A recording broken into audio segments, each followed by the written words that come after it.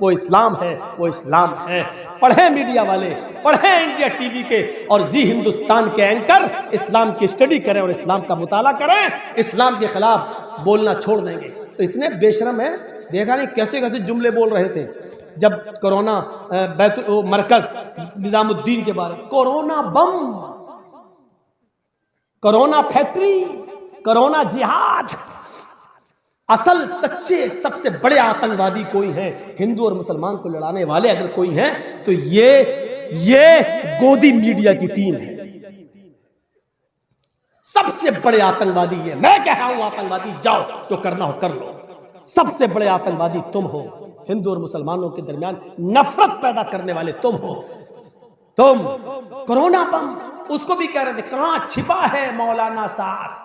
मारा high court ने media को तमाचा, कितना कर्रा तमाचा मारा है मीडिया को।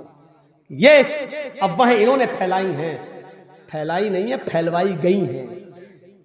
वही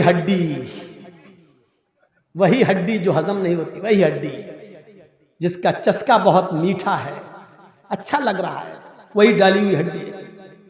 अब सोचो जिसका कोई ताल्लुक ही नहीं था, कैसे बदनाम किया। वो तबलीगी जमात के लोग देखो फला नर्स के सामने नंगे हो गए, थूक रहे, ये कर रहे। कितनी वाहियात खबरें उड़ाई इन लोगों ने, कितनी वाहियात खबरें उड़ाई थी इन लोगों ने। हाई कोर्ट और सुप्रीम कोर्ट ने जब थप्पड़ मारा तब गूंगे हो गए। अब उनका नाम नहीं लेते, अब उनका नाम नहीं लिया जा रहा है।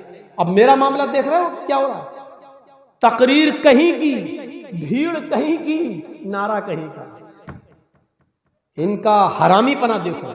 मेरा जुमला बिल्कुल सही है, बुरा मत मानिएगा। इनका हरामीपना देखो। 4 साल पुरानी तकरीर मेरी आज की तकरीर से जोड़ के दिखा रहा है। इनका हरामीपना देखो।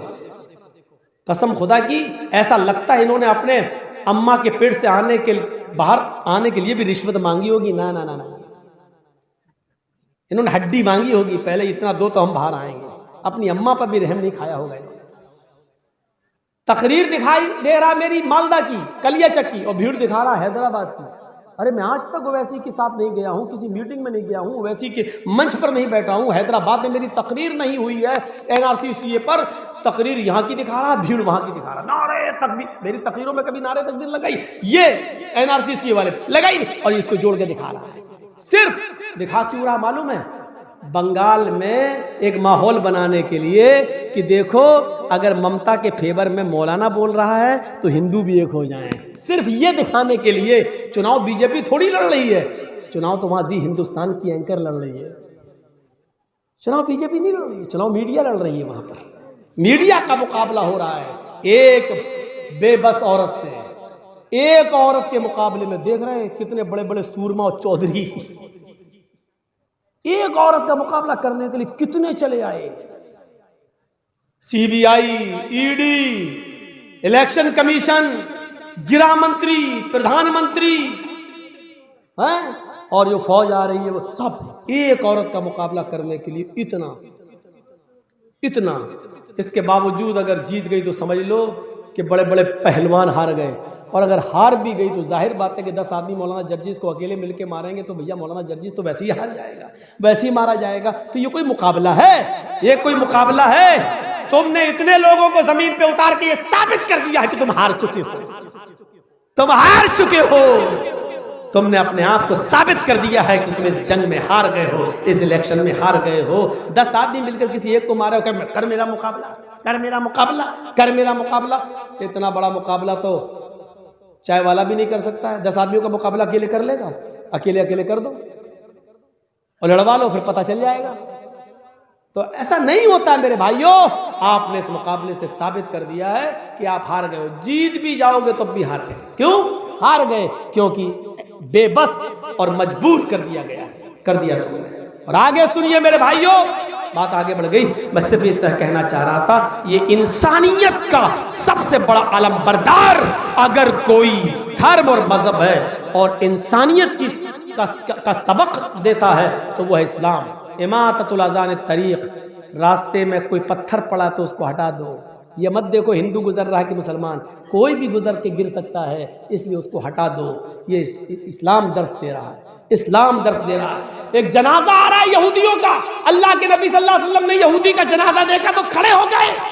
जब जनाजा गुजर गया तो साहबा ने पूछा, अल्लाह के रसूल वो तो यहूदी था, उसके जनाजे को देखकर आप खड़े हो गए, तो आपने क्या फरमाया?